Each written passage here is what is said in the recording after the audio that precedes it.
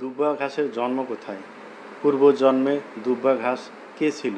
নমস্কার বন্ধুরা, সনাতনী কথা চ্যানেলের আপনাদের সুস্বাগত। যিনারা আমাদের চ্যানেলটি সাবস্ক্রাইব করেছেন তাদের অসংখ্য অসংখ্য ধন্যবাদ।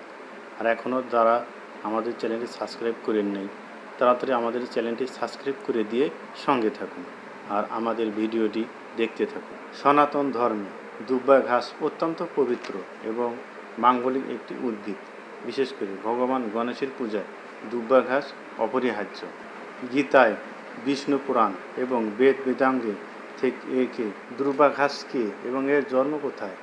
শাস্ত্র মতে দুব্বা ঘাস কোনো সাধারণ উদ্ভিদ নয়, এটি শ্রী বিষ্ণুর গায়ত্রোরম এবং সমুদ্র মন্থর থেকে প্রাপ্ত অমৃত মিলিত জাত এক দিব্য শক্তি। গীতা ও বিষ্ণু পুরাণ অনুসারে সমুদ্র মন্থনের সময় যখন মন্দর পর্বতকে মন্থর দ্বন্দ্ব করা হয়েছিল, তখন পর্বতের ঘর্ষণে ভগবান বিষ্ণুর কুম অবতার রূপে পিঠের লোম কিছু ছিঁড়ে সমুদ্রে পড়ে এবং অমৃত ছিটে সেই লোমগুলোতে লাগে।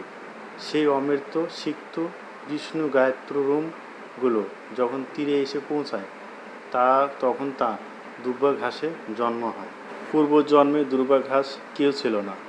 পুরাণ অনুসারে দুব্বা ঘাস কোনো ব্যক্তি বা দানব ছিল না যাকে অভিশাপ দিয়ে ঘাস বানানো হয়েছে, যেমন তুলসী বা শঙ্খচূড়া, বরং এটি ভগবানের শরীরের অংশ এবং অমৃত সংমিশ্রণে।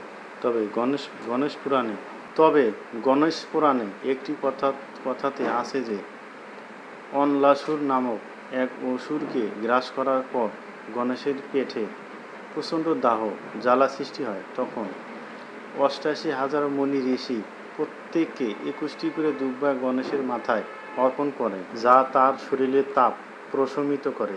এরপর থেকে গণেশ ঘোষণা করেন যে দুব্বা অর্পণ করলে তিনি সব থেকে বেশি সন্তুষ্ট হন। বর্তমান দুব্বা ঘাস কীভাবে আসলো?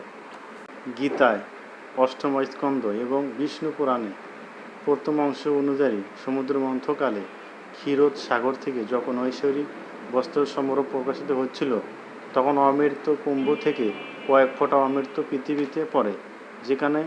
যেখানে অমৃত বিন্দু এবং বিষ্ণুর লোম স্পর্শ করেছিল, সেখানে দুব্বার সৃষ্টি হয়। এটি মূলত অক্ষয় এবং চিরহরিত হওয়ার কারণ। আমাদের সঙ্গে থাকার জন্য অসংখ্য ধন্যবাদ।